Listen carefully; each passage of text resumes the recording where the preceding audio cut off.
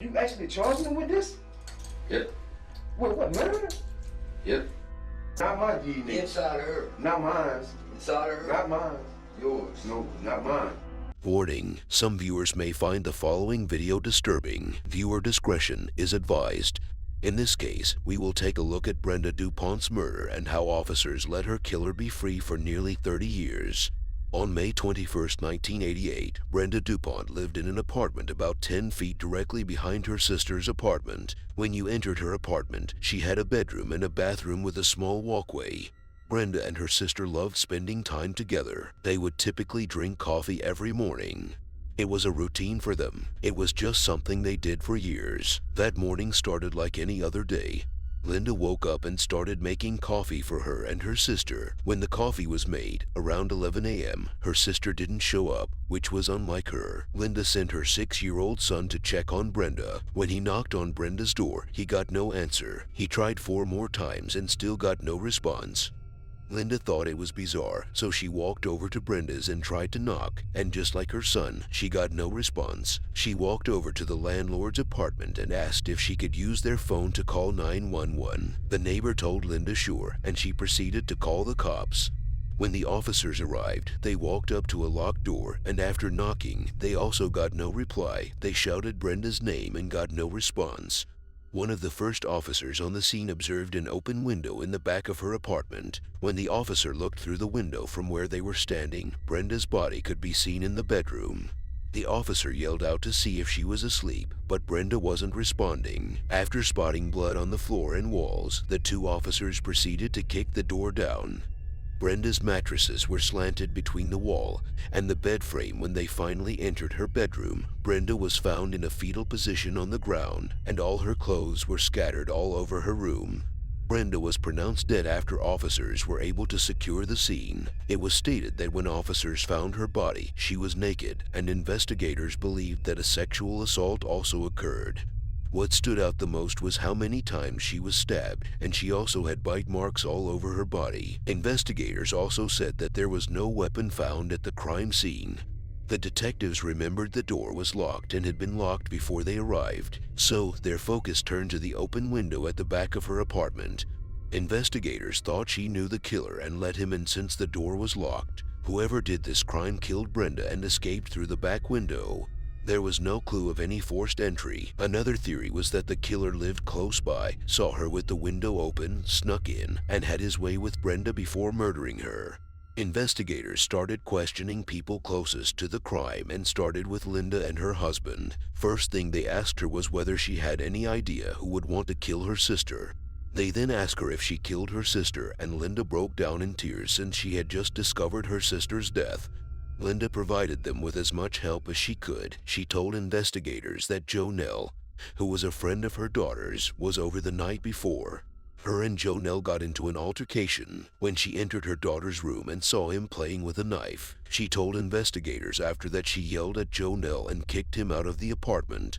Jonelle told Linda he was only playing with the knife. It wasn't anything serious. Linda didn't care since she felt disrespected and wanted him out and away from her daughter. She didn't find it funny or playful. She also told them the last time she saw her sister was around 7 p.m.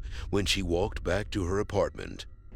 He had pulled a little knife out, and we made him leave because I don't believe my baby was just 4 years old, and I don't play that. They come in for trouble, I run their ass. Investigators were confused why she didn't hear anything when her sister's apartment was only a few feet away.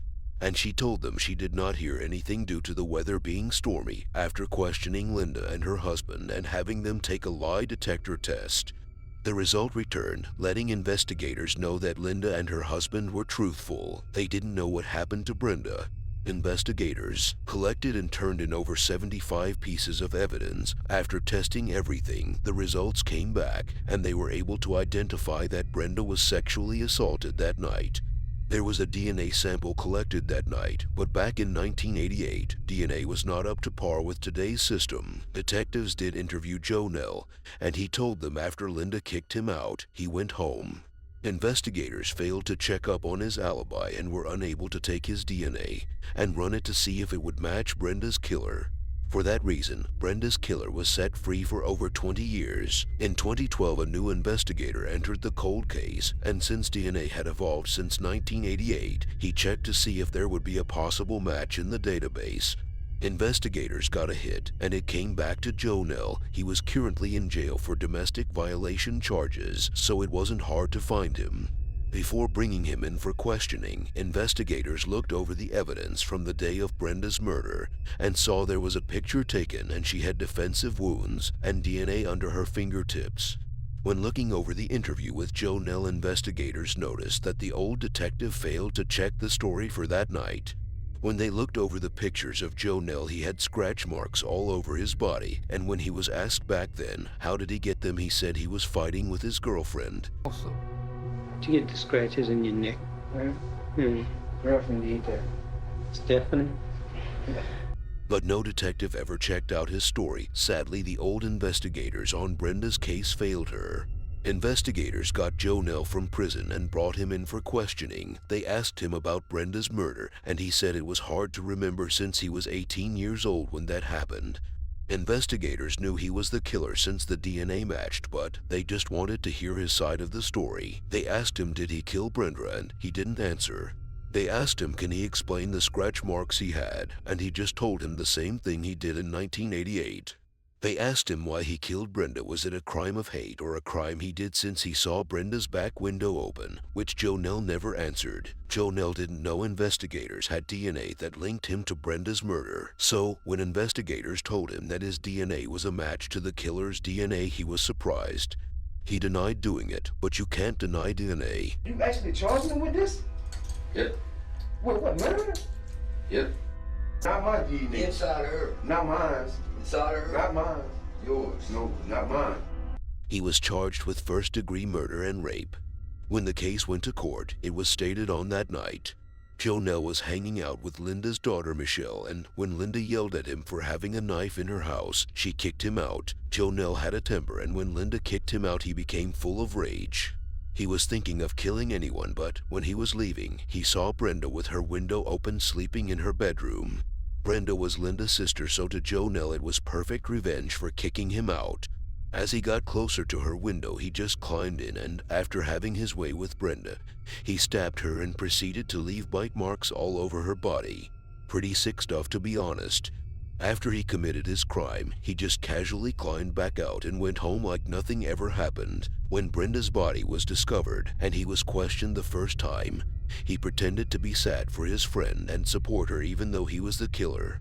He lied to detectives, and the detective failed to check his alibi. For that reason, it took 23 years before she was able to get justice, and this monster was able to live a life.